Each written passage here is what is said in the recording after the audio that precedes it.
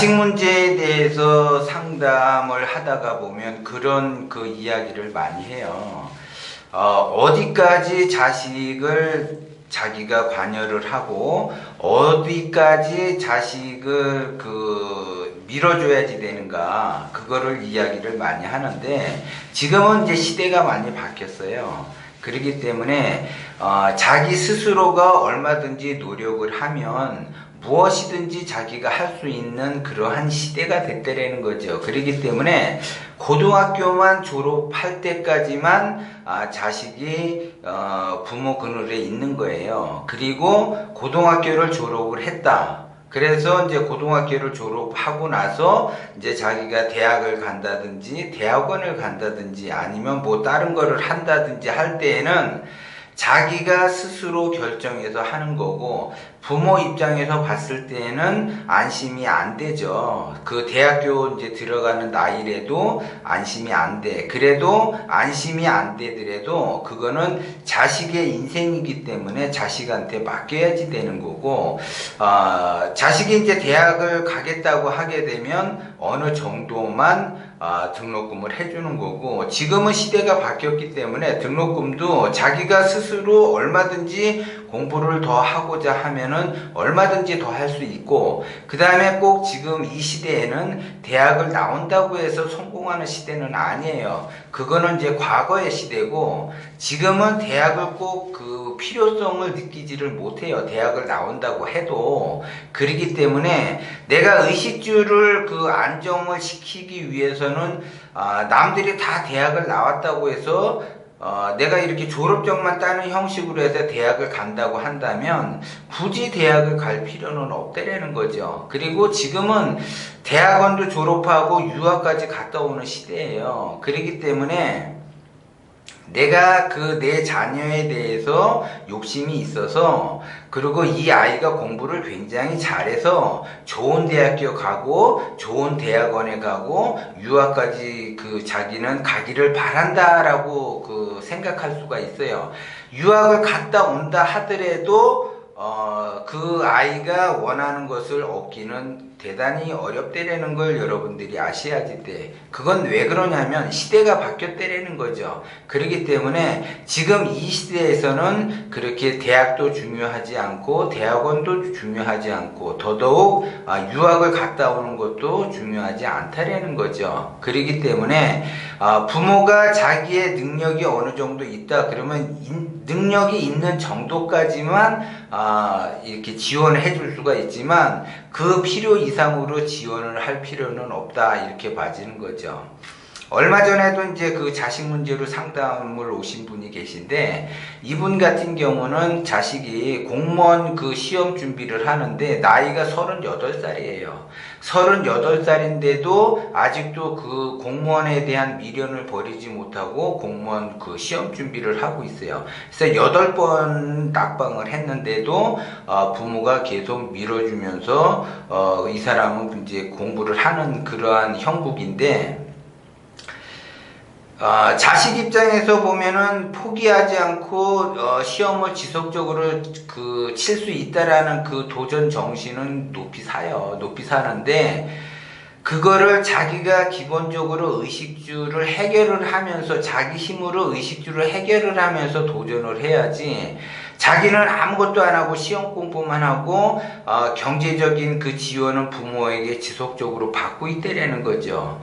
그렇게 되면 부모 입장에서는 자식이 안쓰러워서 진짜 있는 돈 없는 돈 해가지고 계속 밀어줄 수는 있지만, 자식 입장에서 보면은 자식을 망치는 형국을 만드는 거예요. 그래서 자식은 자식대로 망가지고 부모는 부모대로 망가지는 형국이에요. 그래서 이제 답답해가지고 이제 저한테 상담을 하러 왔는데, 제가 일체 끊으라 그랬어요. 경제적인 지원을 일체 끊고, 그리고 본인이 더 도전을 한번 해보겠다 그러면 스스로 경제적인 거를 해결을 하면서 도전을 하라라고 얘기를 했어요. 8번 정도 떨어졌다라는 거는 그 사람하고 공무원 시험하고는 격이 좀 멀리 떨어져 있다라는 거죠. 그러니까는 더 이 공부를 한다고 해서 그 시험에 합격한다라는 것은 보장은 점점점 희박하다라는 거죠. 그러면 이 설사 38에 시험을 보고 예를 들어 39에 취업이 됐다고 한다면 뭐를 하겠냐 이거죠. 나이 들어가지고 굉장히 하기가 어렵다라는 거죠. 기본적으로 그 부모 그늘에서 이렇게 의지하면서 경제적 지원을 받으면서 시험 공부를 했다라는 거는 자립심이 없다라는 거죠. 독립심이 없다라는 거예요. 그렇기 때문에 그런 사람이 예를 들어 공무원 시험에 합격을 하더라도 얼마 견디지 못하고 나올 수밖에 없다라는 거죠. 자기 스스로가 독립심을 키워서 자기 스스로가 해결을 하면서 도전하는 것이 진정한 도전이지, 진짜 말 그대로 부모에게 빨대 하나 꽂아가지고 자기는 나름대로 공무원 시험 공부한다면 그것이 무슨 의미가 있냐 이거죠. 그렇기 때문에 자식을 망치는 형국을 만들어내는 거를 부모도 알아야지 되고 자식 스스로도 알아야지 되는 거예요. 그래서 이미 38까지 먹어서 자식이 거기까지 갔대라는 거는 이미 그 자식은 바보가 됐대라는 거하고 똑같아요. 그래서 그거를 다시 회복을 하려고 하면은 엄청난 그 고난과 고통이 따른다라는 거죠. 그래도 그 자식이 정신만 차린다면은 늦지는 않았어요. 그런데 정신 차리기가 조금 힘들다 이렇게 봐지는 거죠. 세월이 너무 오래 걸렸어요. 거기에 습관이 들여서 자기가 뭔가 조금만 이렇게 하면 빨리 포기하는 그런 기운을 쓰기 때문에 결국 자식은 망가질 수밖에 없다라는 거죠. 그러면 그거는 애초에 누가 망가뜨렸냐? 부모가 망가뜨린 거예요. 그리고 자신 스스로가 그러한 형국을 만들어냈기 때문에 의타심이 많고 자립심이 없다라는 거죠. 자식 입장에서. 그러면 그 자식이 뭐를 해도 안 되는 거예요. 누군가에게 그 의타심에 의해서 여태까지 살아왔기 때문에 그러한 삶을 그냥 죽는 날까지 살 수밖에 없다라는 거죠. 그래서 빨리 정신 차리게끔 그러한 그 구조를 만들어줘야지 돼요. 그래야만이 홀로 설 수가 있는 거죠.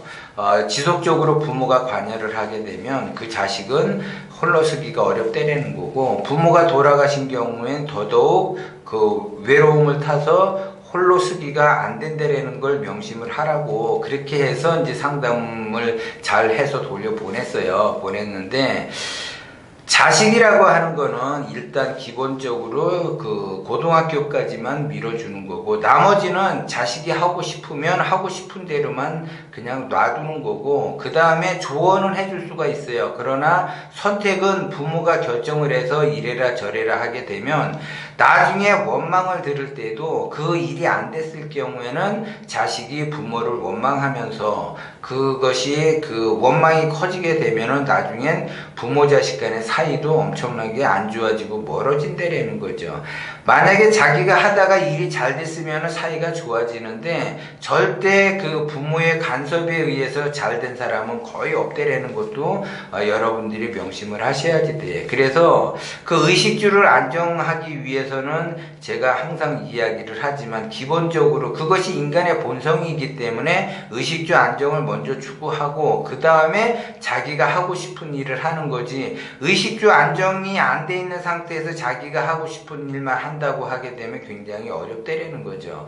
그리고 좀 전에 그 제가 얘기했던 38 먹은 그 자식도 그 시험에 계속 떨어지는데도 계속 도전한다라는 거는, 그런 자식이 예를 들어 이제 시험에 합격하고 결혼을 했다 하게 되면 그 결혼 생활도 정상적이지 않고, 또 자식을 낳는다 해도 그 자식이 또 정상적으로 성장할 수가 없어요, 그것이. 그래서 하나가 잘못 연결이 되면 다 맞물려서 그 잘못 연결이 되기 때문에 그 원망은 부모가 다 들을 수밖에 없다라는 거죠. 그래서 각자의 인생이 있기 때문에 부모는 부모의 인생이 있는 거고 자식은 자식의 인생이 있는 거고, 각자 생활을 해야지 남의 인생을 이래라 저래라 하면 안 된다라는 거죠.